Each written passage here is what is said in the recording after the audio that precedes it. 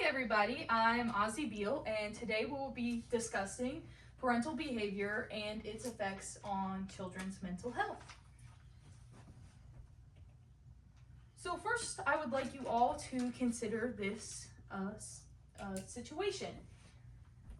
You have a child who just painted all over the walls. Their parent comes in and says, or yells at them saying, "What are you doing? You're so bad."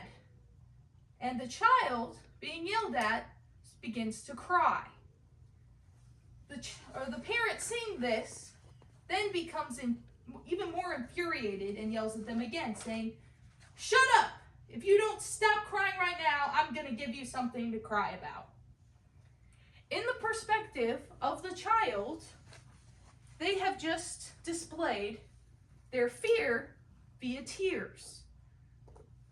And it has been responded to with their parent angrily yelling at them and vaguely threatening them.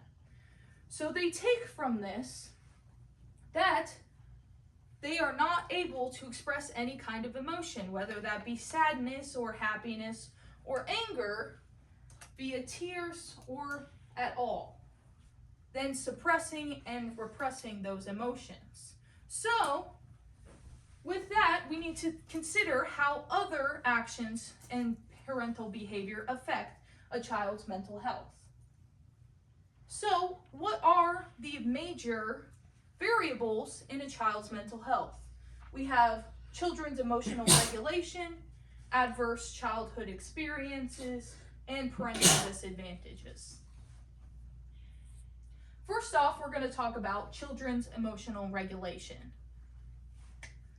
So, children are like sponges. They absorb everything. Like the phrase, monkey see, monkey do, they mimic everything their parent or caregiver or role model displays, whether that be poor coping mechanisms, bad self-care, or even the good things like kind gestures to others. As a child, they are very vulnerable with absorbing all that information to develop and copy those bad habits over and over again and develop mental and behavioral issues. So, two things to consider are two different parental styles, okay, which might impact the child's mental health. First, we have permissive, which is soft and very little rules, lots of affection. This resulted in behavioral issues. And then we have authoritarian parenting style, which is very strict rules and very little affection. Okay, this resulted in mental illness or mental issues, mental illness. So over here we have ADD, and over here we have anxiety and depression. Both of these parenting styles have major drawbacks. But if we combine the two in kind of a mixture, we might have something that will help the child not develop either one of these behaviors, okay? Parenting is a very intricate and difficult process. There's no handbook that says how much softness or how much affection or how much strict rules to incorporate into a child's life in order to result in them having a healthy mental outlook, okay? I just want you guys to keep that in mind. We talked about some of the minor things like yelling at them or the way that you react to specific actions of a child and whatnot. But we're going to talk about some major experiences or major events that affect a child. So we have adverse childhood experiences, or ACE for short. ACE are traumatic events that affect a child's social, mental development, okay? And these include physical abuse, emotional abuse, sexual abuse, neglect, and household dysfunction.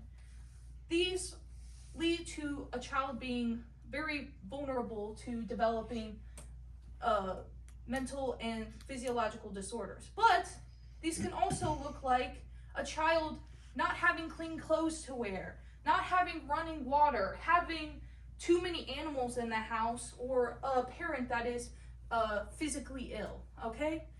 They don't all look the same, but these events, whether major or minor, affect a child's life and mental health on into adulthood. We've seen through the study with Meridian Health that childhood experiences and the disorders that are developed at that time transfer into adulthood.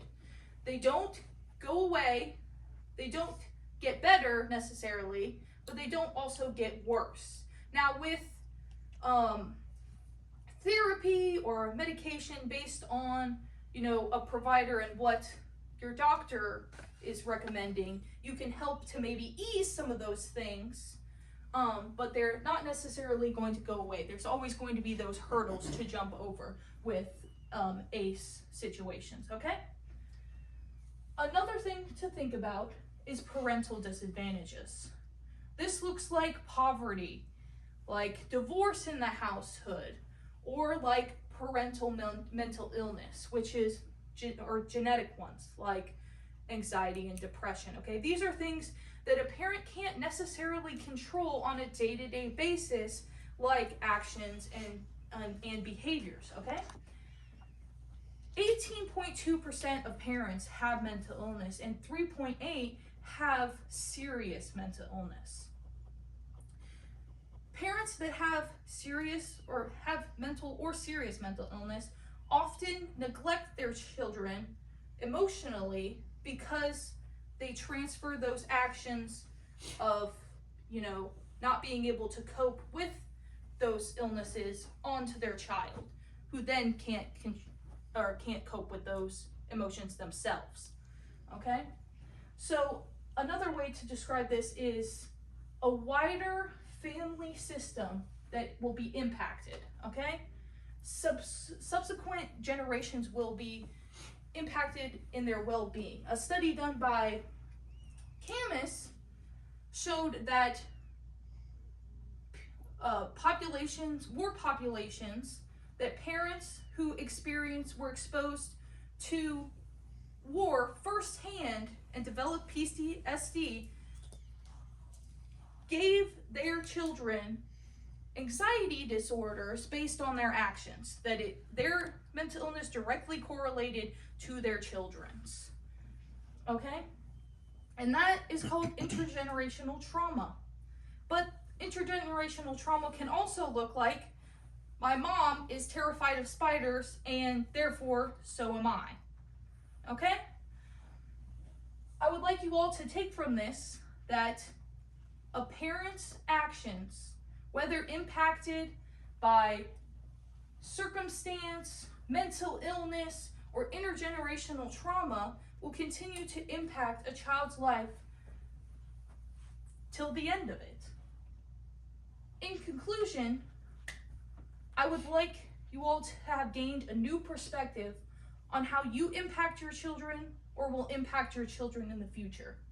Take into consideration the intricacy and the depth of raising a human being, and insight into your own behaviors, how maybe your bad habits or disorders may be linked to or a result of your own childhood experiences.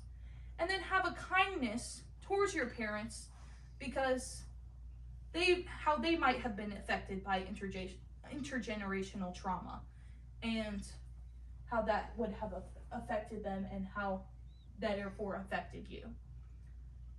I want to thank you all for your time and attention. Here are my sources if you would like to get a copy or look over them yourselves. Do you guys have any comments or questions for me? Yes, I have a question. All right. What source had the biggest effect on your research and why? So I would say the biggest source that had the most impact on my presentation would be Jensen from the Journal of Psychology and Psychiatry. She had the most diverse information on the types of parenting and how they affected a child's behavioral and mental health, and compared to other sources that just weren't as robust. I have a question. Alrighty. How did this project change how you would raise your children compared to how you were raised? So I was raised in a household that had two different parents and conflicting parental styles. And so in the future, I would choose a partner that had the same ideals or parental styles so that we would be united as one and give, the same information to the child so that they could do their best to develop mentally. Yeah. I have a question. Okay.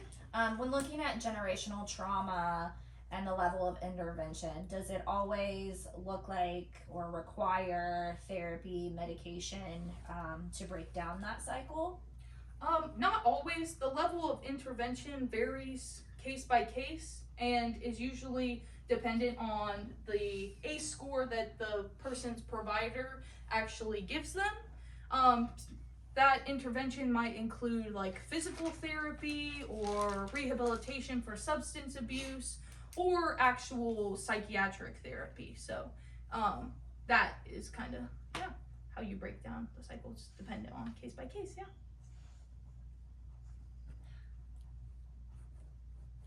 Anything else? No? Okay, thank you guys.